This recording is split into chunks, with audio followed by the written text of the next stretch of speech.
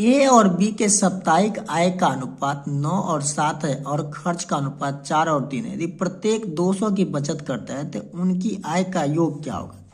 तो इसको पहले ऐसे लिख लेंगे, अब क्रॉस गुना करेंगे, 9 तिया 27, 7 चौका 28, और इन दोनों में अंतर कितना का है, 1 का।